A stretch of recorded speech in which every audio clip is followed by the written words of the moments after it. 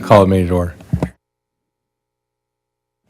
Allegiance to the flag of the United States of America and to the republic for which it stands, one nation, under God, indivisible, with liberty and justice for all.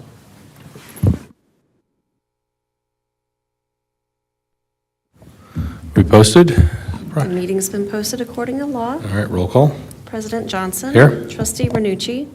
Here. Commissioner Hayes. Here. Commissioner Morath. Here. Commissioner Seeger. Here. Commissioner Learhouse. Here. Commissioner Harding. Here. Okay, we'll start with citizen participation per Village Resolution 2017-01. Anyone wishing to address the Plan Commission during citizen participation will be allowed 5 minutes. Your subject must specifically relate to matters under the jurisdiction of the Plan Commission, whether on the agenda or not. The Plan Commission should not engage in a discussion regarding comments because it was not part of the publicly noticed agenda. Upon conclusion of this citizen participation segment, members of the audience are not allowed further comment unless they are participating in a public hearing or if specifically allowed by a majority vote of the Plan Commission due to involvement in an agenda item. We do have 2 public hearings, so if you're here for comments on those, I would ask. I mean, you're welcome to make them now, but it's probably more productive during the public hearing. So any comments outside of that? Go ahead, John. Just for the record, state your name and address. Just hit the little people button and the light will turn green. There you go. Okay, John Isleb, 1799 Kettle Court, also current member of the Community Development Authority. And I wanted to stop by because I had watched the last meeting online and heard the discussion about the Overlook Ridge. And I thought, having been in your seat once as a Plan Commission member, I wanted to come by and just kind of offer some encouragement in the continuation of that discussion, especially with respect to the architectural treatments. Because if you consider just the location of that property and the proximity to the square and the location on a major connection between the square and the freeway, I just think that is a very important consideration. You really just kind of get one shot at it, and so I wanted to come and thank you for your service, but encourage you to give that careful consideration, because I know it's tough to balance what's practical and even possible to ask a developer to do on the one hand, but then make decisions that affect us and future generations, even of the folks living in the village and the appearance of the village in general. So thank you for what you do, blessing us on tonight's deliberations, and thank you again. Thanks, John. Appreciate it. Other comments during citizen participation? Other comments? Going once, going twice. Okay, I will close citizen participation, and we will move on to approval of minutes from the January 13th, 2025 meeting. Make a motion to approve minutes as presented. Second. Questions or discussion? All those in favor? Aye. Opposed? Motion carries. Okay, on to ordinances and code amendments. Item 1, amend the general development plan for 2931 Union Street Planned Development District for property located at 2931 Union Street to allow office and/or personal or professional services in the portion of the church/school building that was previously a parochial school, and add a multi-tenant monument sign. Steve Lambrick's application 2024-17. So I'll open the public hearing and have you, Oren, go over, I guess, a little bit about your report, and then we've got the property owner here, and he can talk a little bit, and then we'll take any feedback or questions. So this first public hearing is our carryover from what was tabled last time. This application has been withdrawn, so there's really nothing further to discuss on this one. We have a public hearing on for a new application that was received. The reason that the original application was withdrawn was because it didn't include all of the things that the petitioner wanted to accomplish that he was asking for. That was part of what our discussion was about at the last meeting. So I would say that we just be done with this one, close it, and open up the public hearing for the new application and proceed from there. So application 2024-17 is withdrawn, and the next item is 2025-02, and that's the correct one. Correct. Okay. All right, then I'll close the public hearing, and that will be the end of that one. Item 2, amend the general development plan for 2931 Union Street Plan Development District. All the same things I said before. That was previously a parochial school, main floor, second floor, and lower level, and to add a multi-tenant monument sign, Steve Lambrecht's application 2025-02. I will open that public hearing, and Orrin, I guess if you'll walk us through your report. Gladly. So I would just want to start by saying that this, not only did the public hearing notice happen for this, notice was sent to neighbors, which was a step that inadvertently got missed with the last go-around. That wasn't the reason for this new application, however. What's different, not only is the petitioner asking for an amendment to the former school portion to allow for the new personal services and professional services use. There's also a request to do that on the lower level as well. The previous approval, for whatever reason, was very specific to the main level and the second floor only. And so there's a proposal to change where in that building that new proposed use that we discussed last time could take place. Similarly, in the church portion, it wasn't clear that the fellowship hall was included. It just kind of mentioned where the former, church activities were occurring. So that language is being proposed to be amended to clarify that point, that the retail activities could be taking place in the portion of the church-sized school building that was previously used for church and fellowship hall activities. And then the other thing that I want to point out, I've provided some clarification that last time we had discussed the hair salon business that's operating in room 101. There's a personal trainer business that's operating in rooms 20, 30, and 40 in the lower level. They did get occupancy, but their use is also a personal service style use, which currently is not allowed in the PUD. And so that's also part of the proposed, that is another tenant that would benefit from the proposed amendment. The additional details that were provided in your packet materials, there's some floor plans that hopefully are helpful that identify, where within the building, what the layout is in the lower level, which is being proposed for the new personal services use in the former school portion of the building. And then there's similarly a plan that shows the lower level for the other portion of the building where the fellowship hall is located. Most of the other things that are in your packets are what you saw the last go-around. I do have a letter that was received from a neighbor that I would like to read into the record, if that is okay with the chair. Yes, please, and then I also received one today. I'll read in when you're done. Okay.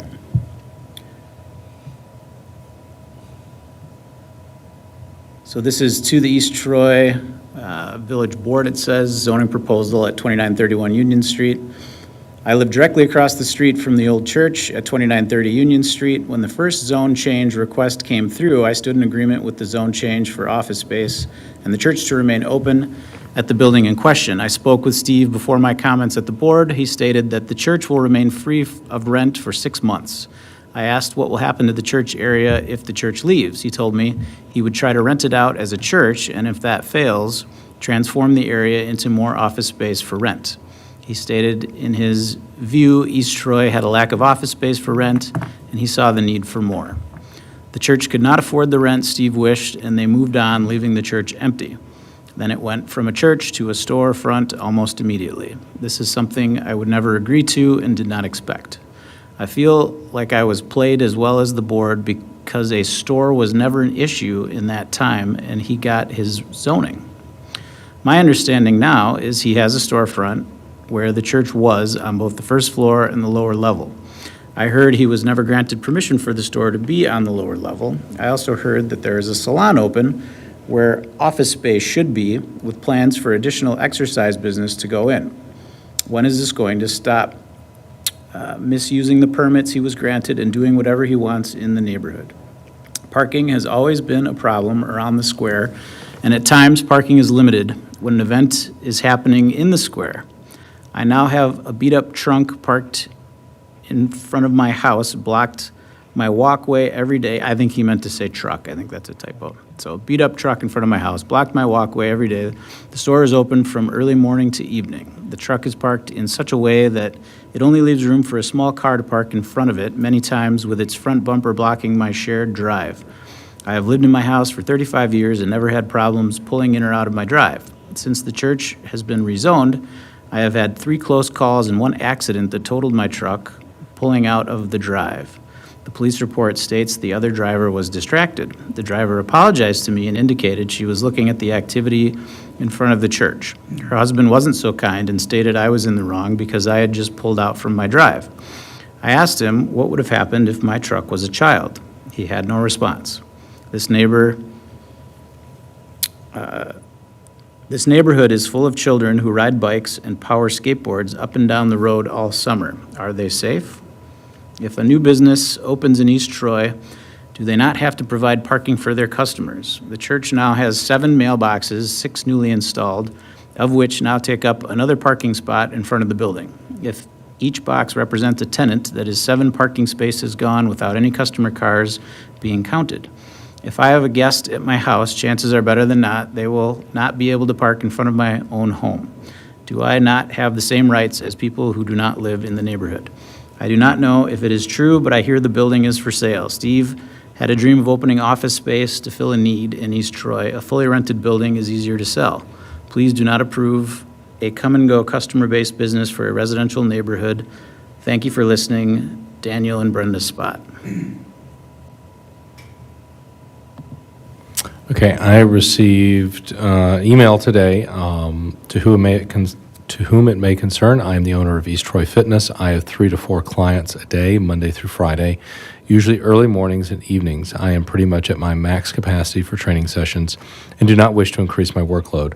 I walk to work and only perform individual training sessions, so I only have 1 vehicle at the premise at a time. The landlord and I were in talks about this space for both my wife's and my businesses for the better part of a year. While they were obviously aware of the type of business I ran, they never once mentioned anything about the zoning. I have a certificate of occupancy from the village inspector stating I can perform my business as currently zoned. I have $20,000 worth of equipment and improvements in the current space. We have never had an issue with parking during weekday business hours. There seem to be plenty of spaces and minimal homes on Clark Street. I live on the square, so I know all about the surrounding blocks I live on the square, so I know all the surrounding blocks get packed on Friday and Saturday nights, but again, not during weekday work hours. On behalf of my clients, they're all from East Troy or nearby surrounding communities. Our sessions have become an integral part of their health and wellness care. These sessions also bring them into town when they normally would not be. This results in much added revenue and exposure for businesses on the square, such as 2894 Cafe, Inklink Books, The Carpenter's Daughter, Zen's Gifts, the East Troy House, and the Brewery, to name a few of their regular stops. I'm 100% for the growth of business in East Troy, including the Divine Hair Studio and Wilted Rose. If you have any further questions, you can email or call me anytime. And this is from Josh Voiga, East Troy Fitness. Any other items on your report, Warren? Nothing else that needs to be pointed out, just there's the information, there's a little summary in here about what we talked about last time. You know, the parking was the main thing that I pointed out.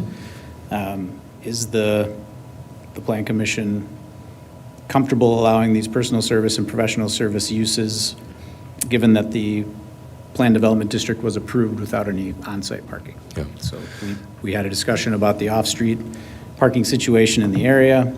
Again, the sign plan details are in there just to serve as a general sign plan. That'll have to go back for further approvals in the future. So I don't have anything further to point out at this time, no. Steve, anything you want to add since this is a new application? And No, I don't.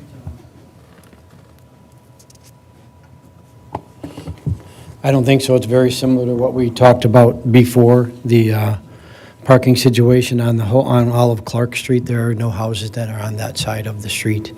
And the amount of parking that's being utilized now is far less than what has been in the past when it was an operating school and an operating church.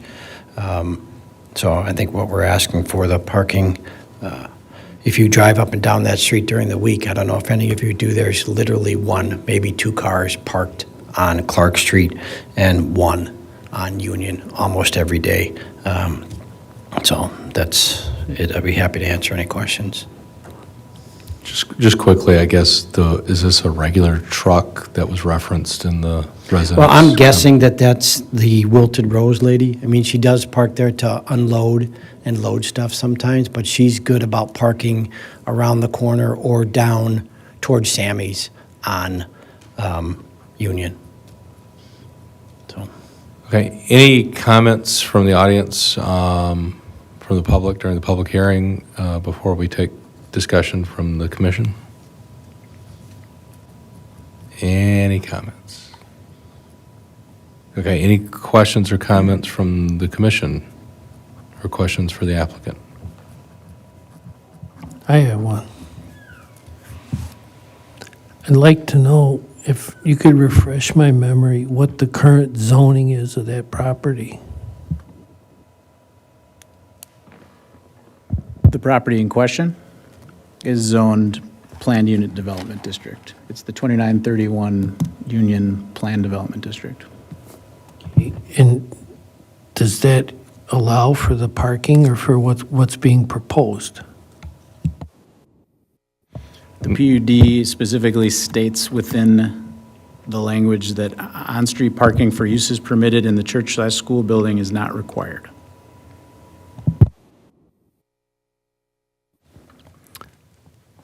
Other questions or discussion? I know we talked about this at length, same idea, different application, at the last meeting.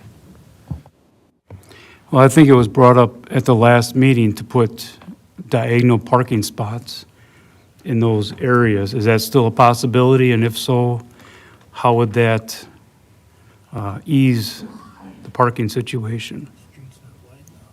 Well, I brought that up, that I thought that it was wider than some of the other streets in the area, but I don't know that that's something that, would be, that you're talking about a street area. That's not something the applicant can do because it's a public road.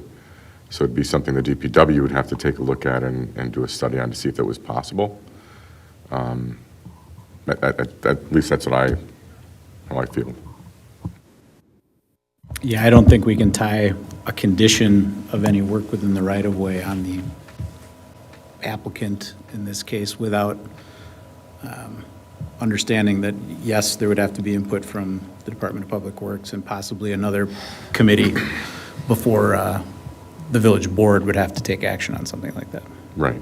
And I think that the individual that had their concerns read from the letter may be perspective because of all of the new development and or new businesses that are on the square in general. I don't know that I could definitely identify that it's just because of this one building and it's causing all this now traffic in the area. And again, as Steve had mentioned, it was a school, it was a church that had a much higher volume of cars in the area for parking for the teachers, for the students, for whatever was going on in the area. For any of the parishioners that were coming to that church, parking I don't even think plays into this, especially considering the fact that that entire stretch of road doesn't even have a street-facing home on it. It has the majority of it, that business or that building itself. So they technically should have that parking right there because that's their frontage. So I don't know if this is a question that can be answered, but so when it was a church and a school, was there parking issues? Was there complaints by neighbors? Because it seems like since this building was sold and started being remodeled, we've had a handful of complaints about parking. I mean, I don't think we have anything as a report from the police about any complaints there.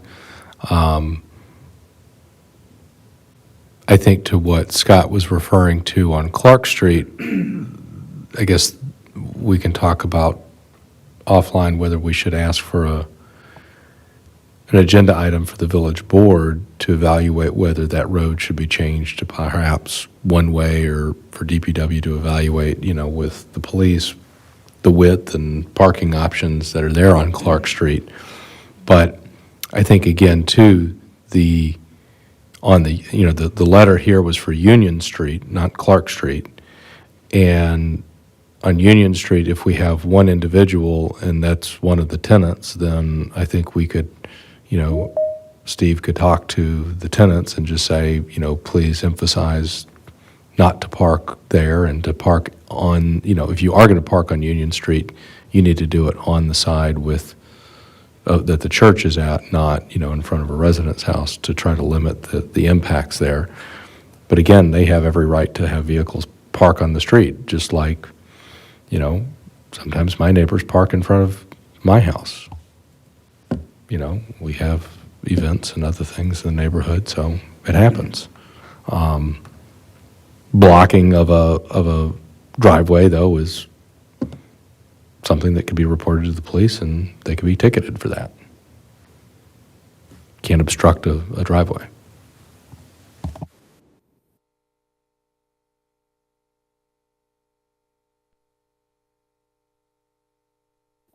So, Steve, can you check into this truck that's parked in front of this person's house? To see Yeah, I what mean, it I is? know Dan. I can talk to him and see if it is the owner of Wilted Rose, and I'll just tell her to either park more towards Sammy's, or on Clark Street. I mean, there's plenty of parking on Clark Street. You could literally park 10 to 12 cars probably without impeding anything all the way up and down Clark Street. Be happy to do that. Anything on these professional services items that we are discussing here, as both business owners have pointed out, these are, I guess, appointment-driven style businesses. So, versus a, office space where you'd have somebody park there and they'd sit there for 8 hours, 9 hours in a day. Versus here, we clearly have one of the business owners who's walking to work. So I think that we have a different type of clientele here. I think the Wilted Rose, which is already approved and not what we're talking about here, other than just in general parking, is something that's much more transient style. It's not appointment driven like these others are. So again, I think we can look at it from a village board perspective of the capacity of Clark Street and what changes might we consider there.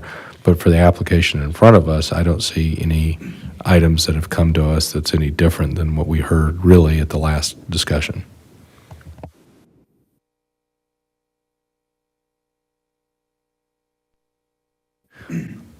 Anybody else have any other questions or comments before I close the public hearing? This is your time to make those. Going once, going twice. Okay, I will close the public hearing, and we'll move on to discussion and recommendation to the village board. I'd make a motion to recommend to the village board to approve the proposed ordinance as drafted, amended to 2931 Union Street, Planned Development District for the property located at 2931 Union Street, East Troy, Wisconsin, 53120, RA 502100002, subject to the following conditions. All three of those you're okay with, Steve? Yes. Subject to the following, to the three listed conditions. Second. Okay, we have a motion and a second. Any questions or discussion on the motion? All those in favor? Aye. Opposed? Opposed. All right, motion carries. So this will be on next week's village board agenda, correct?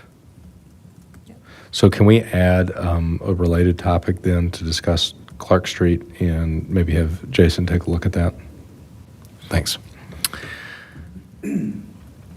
Okay, On to miscellaneous business. Item 1, site plan and architectural review for approximately 4,968 square foot new building for golf carts, sales, and service located on Main Street between Piggly Wiggly, well, I guess that would be now Hanson's, and Martin's Hardware and Pet, RA 314500003, Brian Pachalski, Hot Carts of Wisconsin LLC, applicant, application 2025-03. Warren? So again, this is a site plan and architectural review application. The proposed use is not something that's specifically mentioned in the zoning code.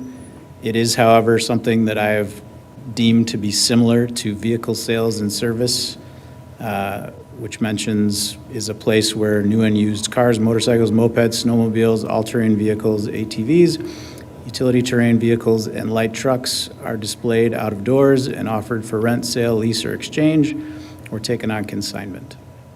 And I've referenced the section of the code that does grant me the latitude to make such a determination. So again, I think that golf cart sales and service would be very similar to those things that I just listed. You have in your packets the site plan from the architectural firm that's acting as agent on behalf of the petitioner. Again, this is a proposed new 4,968 square foot building, about 92 feet by 54 feet. It includes kind of three portions. There's going to be a kind of porch area in the front of the building where there'll be some carts on display. There'll be the office sales area, and then there'll be a shop space in the rear for working on servicing these. I've been told that the service that's needed is all very low-key, light type things that are needed to service these. These are intended to be high-end products, pretty high price points. The target audience would be folks living in Lake Country in the surrounding area. So they're looking at about 3 employees at any given time, normal hours, 9 a.m. to 5 p.m., Monday through Saturday. Not proposing any outdoor storage, again, just that limited display in the porch area, the front of the building. So this parcel has limited access, so there's no direct access available from this lot to Main Street. And there's also limited access to the kind of shared drive aisle for the developments on the east side of the building. So their main access is going to come on the west side, which is the shared access to the development that is behind them. Parking lot? The drive aisle that comes in off of Main Street is where they're going to access their parking lot from, yes. So it'll be kind of, you pull in and have to go like that? So where most people are coming in to enter for the hardware store development there is where they're going to have their driveway off of. But again, Not the grocery store? no, not the grocery store.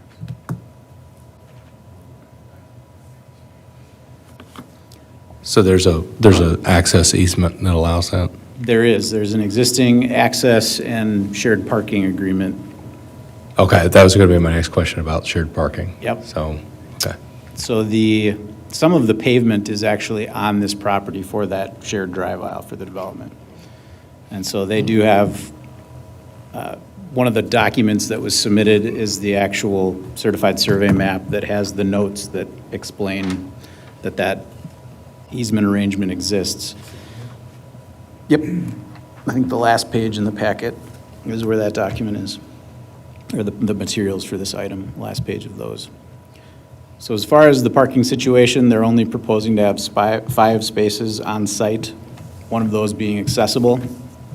And more would be required given the code requirement. So they would need a minimum of 17 off-street parking spaces. And so they're requesting to be able to have those additional 12 spaces shared with the remainder of the development. And there's plenty of parking there to be shared. there's a section of the code that I've quoted in here that allows for that type of arrangement to take place. So the Plan Commission should determine whether the proposed off-street parking is appropriate.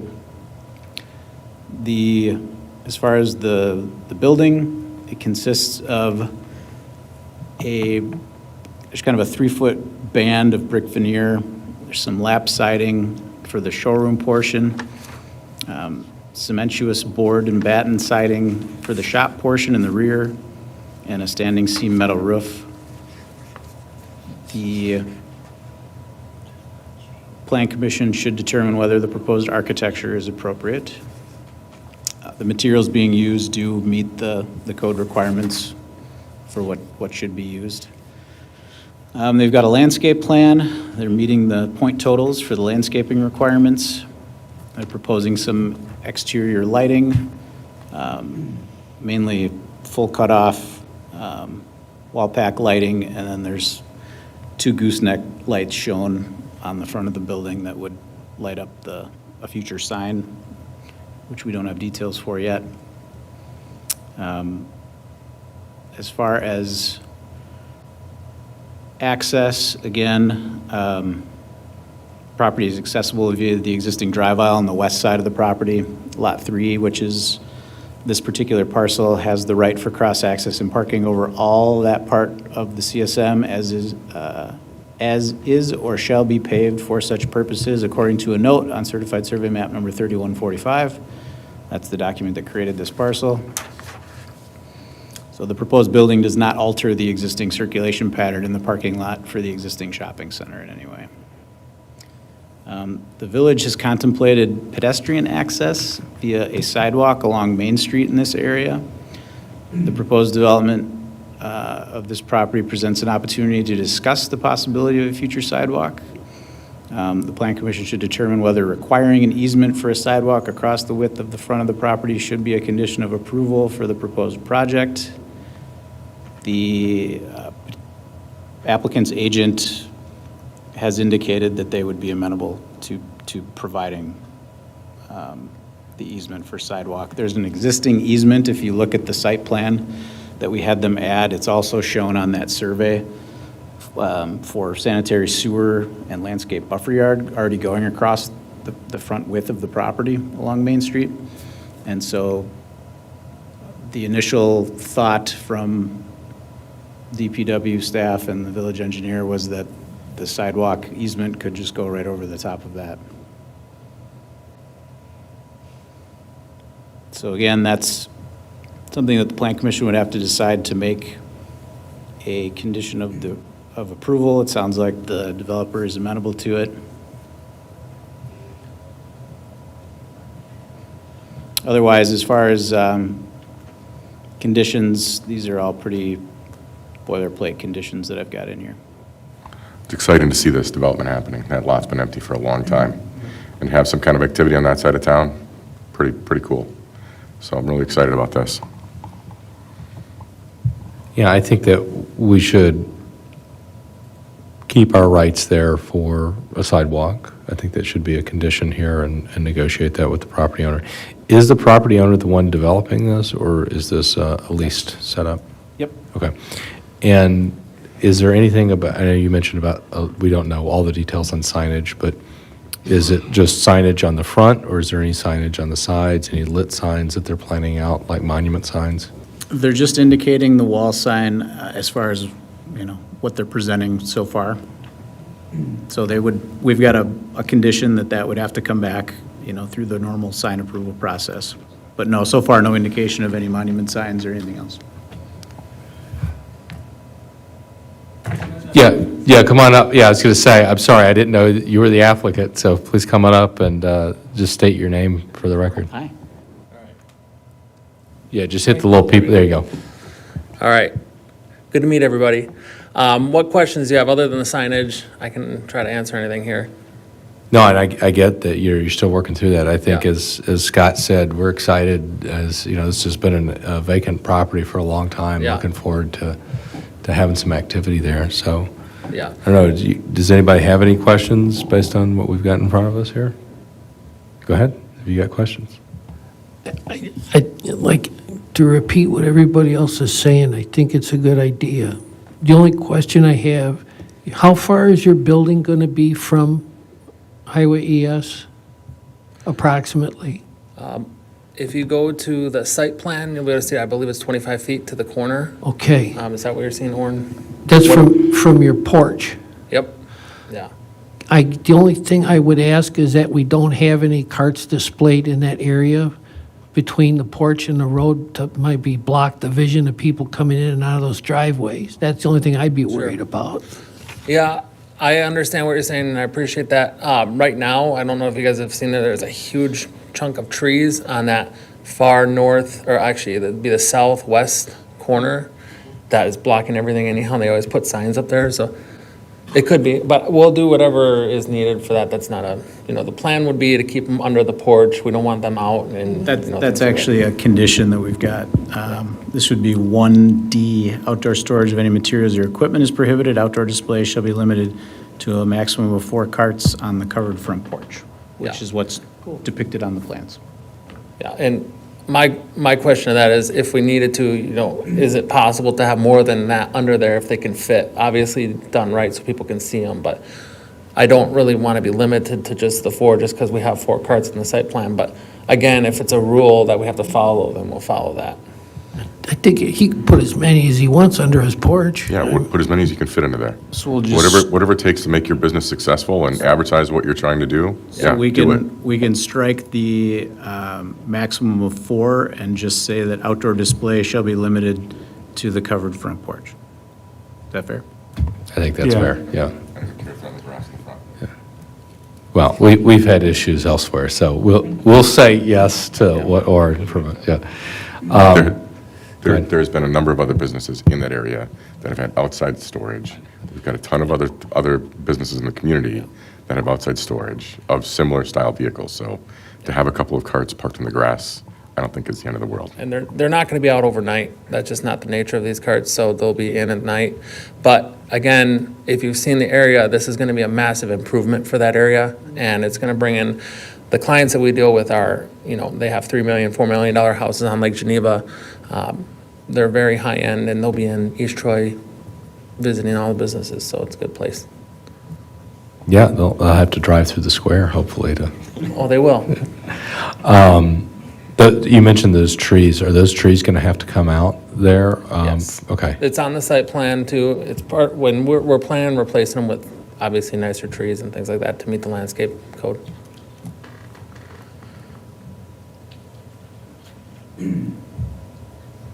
So I'm just curious, is this something you've done for a long time, or is this something new for you? No, I've been selling golf carts as a hobby for about 10 years. And then in the past few years, we started selling new ones. And it's just been growing too fast. And so we need to get a place to have more storage and then kind of a more central place to have people come and see them. Because we want to tap into the lakes around here and things like that, the Are community. these both gas and electric? They're mainly electric, all lithium batteries. Are they road rated or off-road? Some of them are, some of them aren't. It just depends on how the people decide to use them. So if I was to come by and I wanted to test drive one, what would that entail, kind of your thought here on this property? Yeah. A $50 citation. Well, they could easily drive them in the parking lot if needed. Usually what they do now is they get in them and they just look at them. They're brand new, so it's not like they have, problems with them or they have to test them and things like that. But the parking lot could be used for that if needed. There's obviously that road there that they could use them. They do all have blinkers and lights and things like that, so they're all road ready if they wanted to.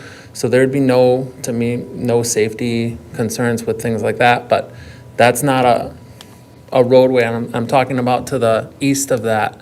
They could go on that and drive it, no problem. And I asked too because we do have a fair number of accidents there to the west of the intersection of Town Line and ES, and Yeah. so just, We'd try to keep them off the roads for test drives. other questions? or adjustments that we want to make? If I could add to that please. too, people Yeah. are thinking through, when you go to buy a UTV or an ATV, usually the dealerships aren't letting them drive them, other than maybe a little bit in the parking lots, because they don't want to put miles on them or things like that.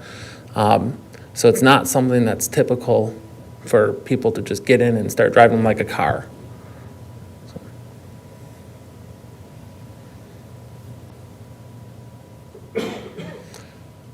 So I just have a general question. So if all these are lithium batteries, if, God forbid, your place does start on fire, is that a different fire to fight than just a regular fire? And do we have ability to fight that? I'll look to John and Brian to try to answer that. It'd be no different than fighting a fire on a Tesla or any other vehicles that are got the lithium batteries in it. So the fire department's capable of doing it. They're trained for it. You get blankets for those, don't you? Not necessarily. They do have some fire blankets. I don't know if they necessarily use them on a Tesla per se. 9 times out of 10, depending on what's on fire on the Tesla, you're just supposed to cool the batteries down. You're not actually supposed to do anything to actually fight the fire per se. The only reason I ask is because I've seen on TV some of these fire departments have firefighting blankets from Tesla for putting fires out in those vehicles. That's pretty interesting. I'll have to take a little look at that. I'm certified to work on Teslas at the body shop, and they haven't brought up any blankets to us or anything. Yeah. I think we've got one. And that's not just for fires on Teslas, that's for fires in general. If I can add to that a little bit, maybe help answer that question. They're small. They're this big. The batteries are small and they're all smart. So they have auto shut-offs and things like that. So you can work on them and touch the wires together if you want to with the battery off. So it's not like, it's nothing like, 3,000-pound Tesla battery. They're 90 pounds. They're similar to like, 2 deep cycle boat batteries next to each other. So, yeah, that wouldn't be good. Yeah, I'm sure it'll probably never happen, but you gotta ask the question just to make sure. Yeah, that would not be the plan. Make a motion to approve the site plan of operation for Brian Pacholski? Paholski, Hot Cars of Wisconsin LLC for the property located at Main Street, subject to the 15 conditions that are listed, but not limiting the amount of cars that he can store or display out in front of the building, and As long as they're under the porch. I'm just saying not limiting All right, the display of cars. okay. Second. All right, we have a motion and a second. Any questions or discussion? All those in favor? Aye. Opposed? Motion carries. Thank you for coming in and answering our questions. Glad to have you here. Great. And, Thanks for having me. Yeah, thanks for working with us. No problem. I'll probably swing by and buy one of these next year.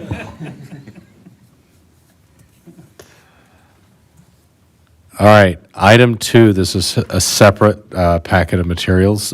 This is amend the final development plan for Overlook Ridge Planned Development District to relocate the multifamily residential buildings further north toward Main Street on the property. Sowall Development application 2024-19. So Kevin is online. He's attending remotely. And he, in the separate packet, has updated some renderings. And I guess, Oren, is there anything from your perspective that we need to talk about that's really different from our last conversation? I think I'll defer and let Kevin walk you through Okay. what they've provided for their recent submittal. All right, Kevin, it's all yours. Okay, perfect.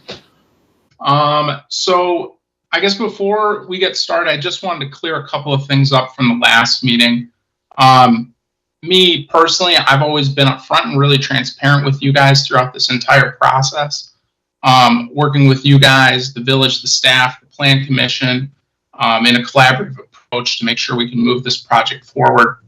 I'll be honest with you guys, that's why it was really frustrating for me to hear last time that there were a couple of statements that didn't reflect the facts. One example of this was the site challenges. We knew that this site had challenges when we saw that site, but we didn't know the real complexity of those challenges. A normal part of development is taking a look at the site, doing some engineering, doing test pits and taking a look at that. That's a normal process of development. And only after doing some of that is when we can really put actual numbers and studies and things like that together. That being said, I think we're still all very excited for the project, and we appreciate moving forward with you guys in a collaborative way. So I do want to kind of walk you through some of this stuff, and I'll start with the architectural renderings.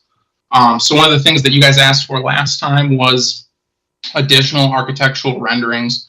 We also attached an architectural review packet as well, highlighting some of the additional buildings in the square and some of the elements that we took from them.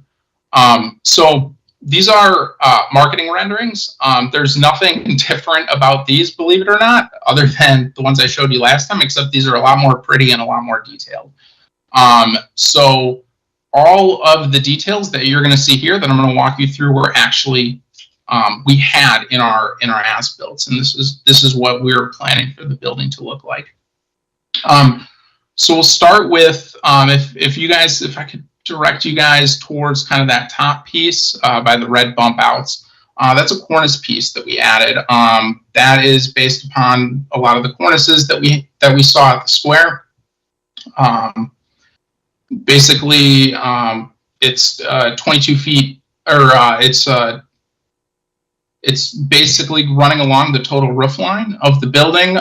We have a larger cornice by the red bump outs, and then we have another smaller cornice piece that we kind of kept along more of that tan area there. So we took that from the square. The next thing that I kind of wanted to walk through was the foundation of the building. I know one of the things we talked about before was really making sure that our building had a solid foundation. It's a big building visually, and by having this solid foundation, we're really kind of, believe it or not, making the building look a little bit smaller by really anchoring that building visually. And that's an important thing. It kind of separates that first floor from the second, third, and fourth floors there. Another thing that we did kind of and I don't even know if it's really all that visually visible here, but another thing that we did was offer a bunch of different types of dimensions for the LP siding. We did 8-inch siding on the red bump outs to kind of highlight those, to make those the focal and the center point of the building. And then we moved to 6-inch LP lap siding bump outs on that tan portion as well. Then around the windows, we actually framed the windows with some trim, gave those a little bit of additional detail. Once again, it's still not completely easy to see, but this is also an element that we got from the square. This is actually a very typical Craftsman element that we took from, as this is a Craftsman style apartment building. And so the bottom portion and the side portion are 3-inch LP trim on the sides and the bottom, and then we did 5.5 on the top part. This is something that you actually have on a couple of the different downtown buildings, and something that we've tied into this building.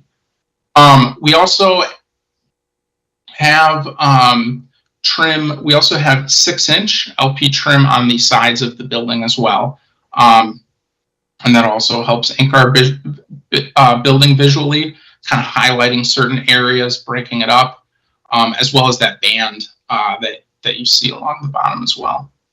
Sorry, I'm making Eileen jump a little bit, but you'll see it when we go back to the renderings.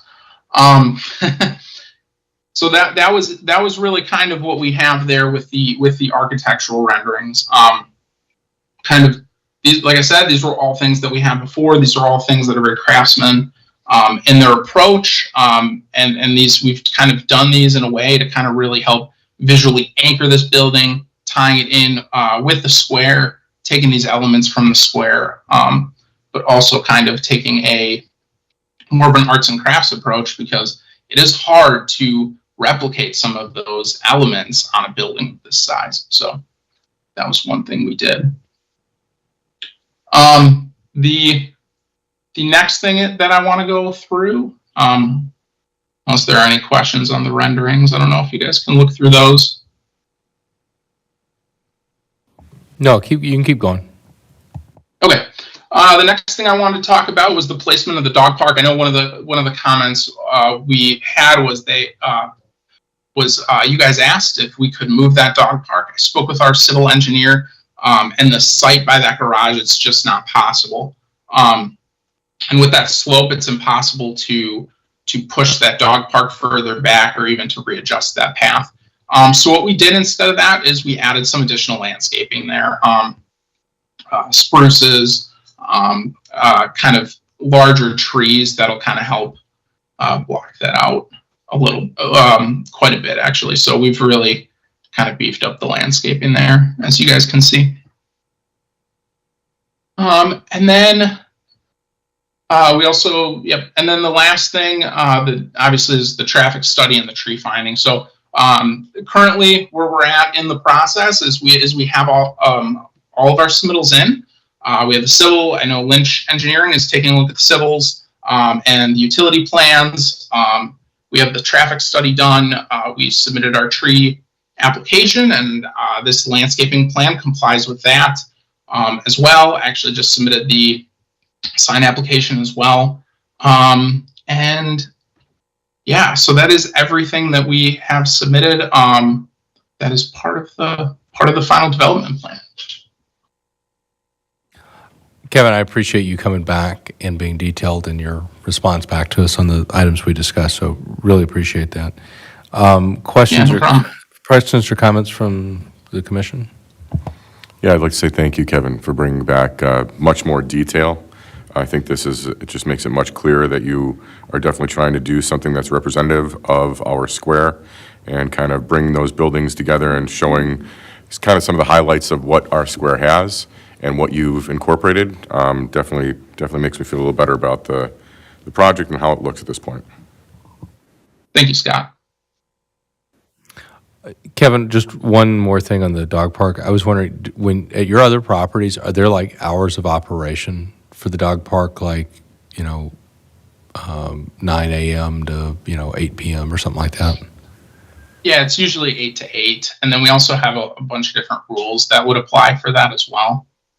I'll be honest with you. I've never seen more than maybe 3 dogs. And I understand, right, anything can happen. I don't want this to be quoted and then someone sees 4 dogs in a dog park. But I've never seen more than 3 dogs in the dog park on a weekend. That's really the maximum amount I've seen. But yeah, we do have hours of operation, 8 to 8. And we do have a whole list of rules that we set out as well, just to make sure that people are responsible dog owners, make sure they're picking up after their dogs, things like that. And then we provide dog bags as well there. Great, thank you. Other questions, comments? I would like to make a motion. I would like the motion not to approve the Overlook Ridge plan as submitted. Is there a second to that motion?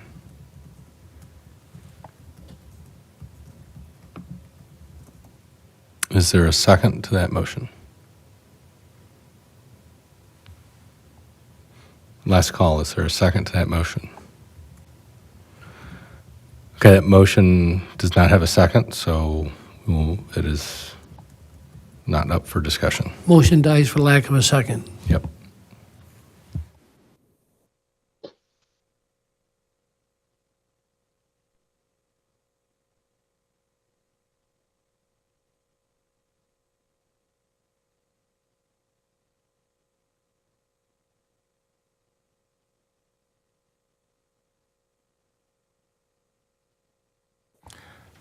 I'll make a motion to approve the proposed amendment to the final development plan as presented for the Overlook Ridge Plan Development District for the property located at 2765 Main Street, East Troy, RXUP 00146, RXUP 00154, RXUP 00146C, RXUP 00146E, RXUP 00159, subject to the conditions listed. Second. Any questions or discussion on the motion? All those in favor? Aye. Opposed? Oppose? Motion carries. Thank you very much, Kevin. Appreciate it. Thanks for the work on the detail packet. You starting tomorrow? You starting tomorrow, Kevin? No, we're still finalizing the developer agreement, but no, we've been working on this for a really long time. I've been working on this for more of my development career than I haven't, so I am really excited to put a shovel in the ground, and we're expected to start here in the spring. So, and I know Carl's ready to go too. So just thank you, everybody. Thank you to the staff. Eileen, you've been amazing to work with. Tim Schwecke, who's no longer there. I liked him a lot. He was great. And Oren, yeah, you got some big shoes to fill over there for Tim, but I feel like you can do it. So thank you, everybody. Thank you so much. Thanks, Kevin. Oren's got it under control. Yeah. There's not I going to know. be digging later this week because of the snow. So, all right. Item 3, discussion related to the two-family residential planned use category from the village's comprehensive master plan. So this is something we talked about last time, and I think, Warren, you've got some more information for us. Yeah, so after our discussion last time, I just wanted to come back with some potential ideas. So again, to recap what was discussed in the memo here, I've got that we had an inquiry related to whether a single-family residential lot near the square, which had a larger than normal backyard, could be split into 2 lots. A rezone to TR8, which would allow 5,000 square foot lots, would need a corresponding land use plan amendment. It was pointed out that that property that somebody was interested in splitting happened to be adjacent to other TR8 properties, and the comp plan prescribes a future land use of single-family residential urban for many of the properties already zoned TR8 in and around downtown in the village. So you've got the single-family residential urban category, which says it's intended mainly for single-family housing, but it doesn't specify whether two-family residential development is allowed. Inversely, the TR8 district, which allows two-family residential development, also allows single-family homes. So what I've brought back are 2 different ideas of how to potentially proceed forward. So the first suggestion is to create a new land use category for in and around the downtown area that would be the established neighborhood category, kind of recognizing that existing portion of the village is unique, and that could prescribe a number of different dwelling situations that could help the village with it just in general be a leader in the housing crisis, which it seems that the village is interested in being. You know, you guys are talking about this issue for some time now. You have what would be considered a progressive code in that you already acknowledge traditional neighborhood style lots, and a couple different other options, accessory dwelling units, some things that other folks don't necessarily have in their codes. So the specific language here for the established neighborhood is just an example of what is being done somewhere else. It's not something that you have to like every word of, but you know, this particular example is referencing a variety of housing options to meet the need of a diverse population. Building types could include single-family dwellings, accessory dwelling units, homes with 2 to 3 dwelling units, and where appropriate, single-family attached townhomes/condos and small-scale multifamily. Again, you don't have to get on board with all of that. That's just an example from another community. Other potential suggestion would be to just have a single-family and 2-family residential land use and map that where there is single-family and 2-family. Again, that would encompass most of this downtown area, as well as other areas, and then let the zoning prescribe what ends up happening there. And per the land use plan, it could be either single or 2-family, as simple as that. So those are the 2 potential suggestions I have for discussion.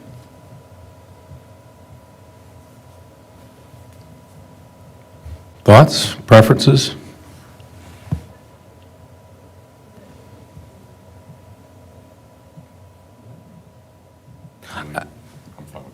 Yeah, I mean, I'm fine with, going with a simple, straightforward approach, making it obvious as to what we're trying to do, and it's not, well, can I do this, or I can't, sort of thing. So, we can, look at this language here, but, I'm kind of more in favor of, something like you're suggesting here, kind of as item 2, instead of, so I think there's more interpretation, I don't know, this is just my reading of it, more interpretation of what you have in italics up in established neighborhood versus the second option. The second option seems more straightforward to me.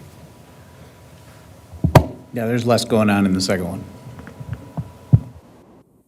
Oh, I did, for comparison, put in what the current single-family residential urban land use definition has, and there's a lot more meat to that. And so we could include or not include any of that, depending on your comfort level. You think that's going to pigeonhole this? We put that kind of verbiage in there? It does. Yeah, it's all qualifying statements. So by just simplifying it to 1 and 2 family and leaving all those qualifiers to the zoning, you don't have to, you can or cannot have that much detail in your land use category definitions. You don't, Right. If it's more broad, then it's going to be settled by the zoning district standards. Yeah, and I just feel like we have just so many unique, different spaces in the village that I'd rather have it be very loose and very able to be interpreted in different ways. I agree with Scott on that one, yeah. I guarantee you, whatever we write, immediately somebody will be here with, no, my property is, 1 foot shorter than that, and it's weird, and, so. Yeah, I think let's go with kind of just the single-family and two-family residential properties with a single-family home or two-family residential building, i.e. duplexes, twin homes, 2 flats. Ownership can be rental or owner-occupied. And I think amend the comprehensive plan to create that category with that definition and update the future land use map, just like you recommend here. Okay. Would the Plan Commission like me to come back with an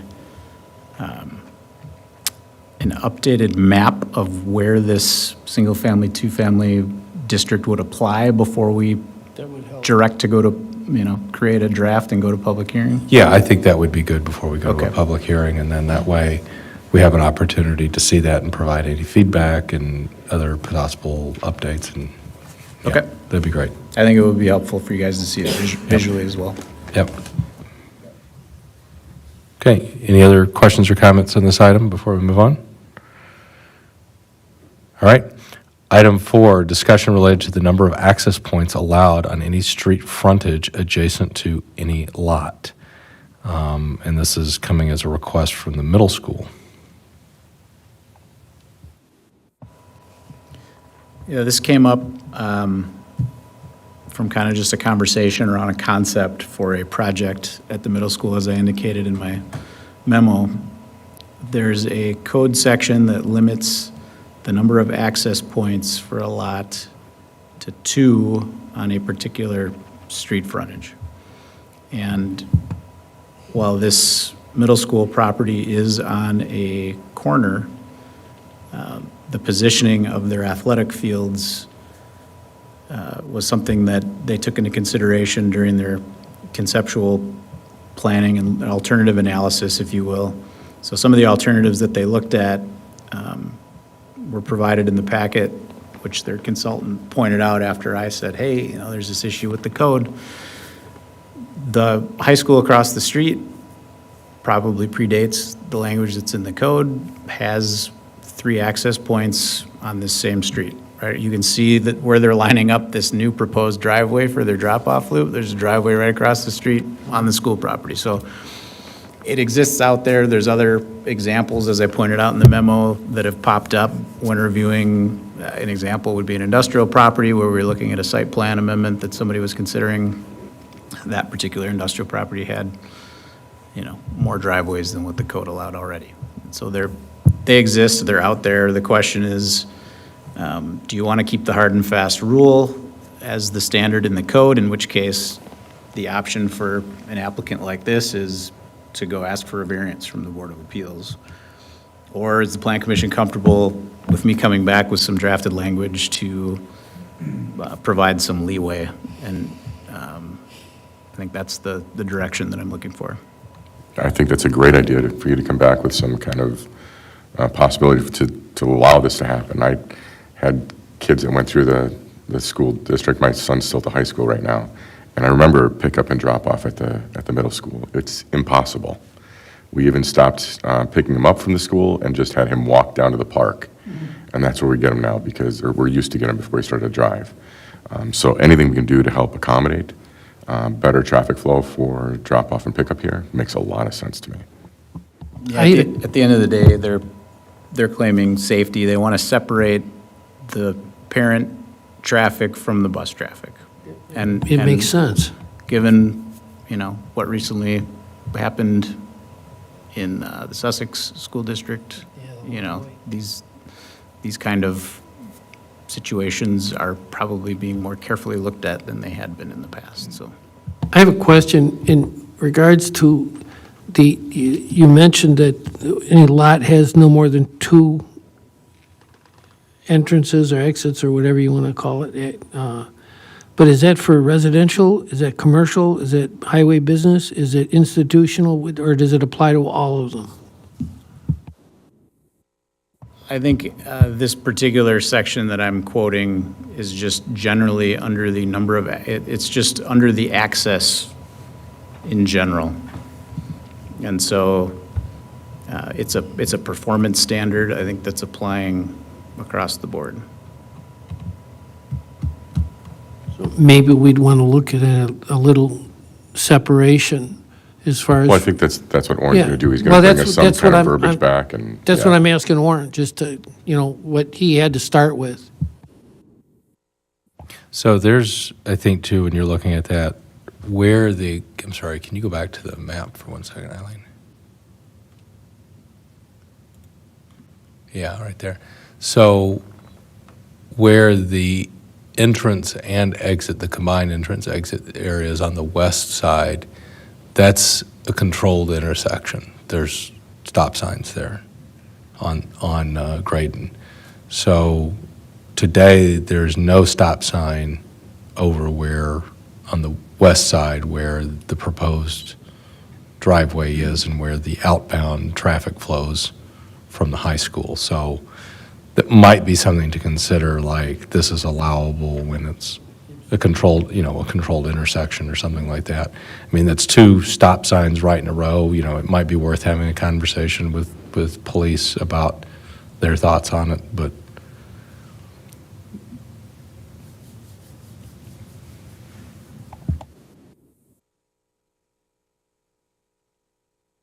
The only thing I'd be worried about with that is that sometimes when you add more stop signs, it can cause more problems because you're actually looking at that further one and whoops, I forgot to yeah, stop it. exactly. That's what I said. I would consult with the police. Just I am not the expert. They would be, but yes, you very much possibly correct.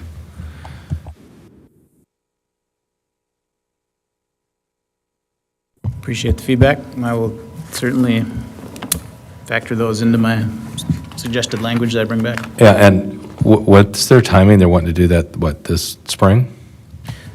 Ideally, they would like to install this project in the summer when students are no longer at school.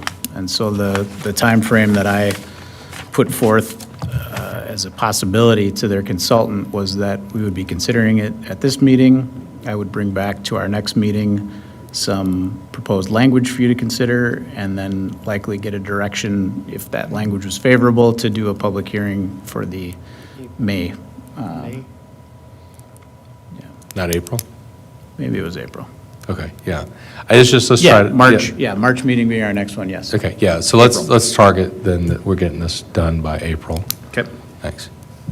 So the layout that was up there, that L shape, that's what it's going to be? Because I see other scenarios here. That's the preferred alternative, yeah.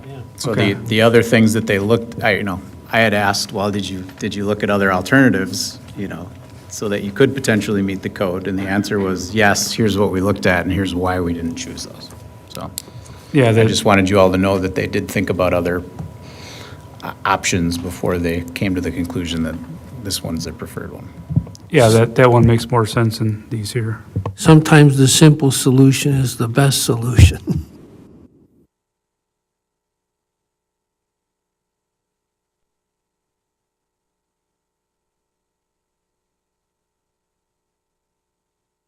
Now I'm having problems. Okay. We're on the last thing, recommendation for future agenda items. Tiny homes, revise application requirements for rezoning petitions, potential regulations, information related to front yard setbacks and side-loaded homes. I think we'll deal with the land use mapping in this item, and then we'll dive in on tiny homes. All right, next meeting is March the 10th at 6:30, and it will be needed, apparently. I will make a motion to adjourn. All those in favor? Aye. Good night. Stay safe this week. Thanks, John, for coming.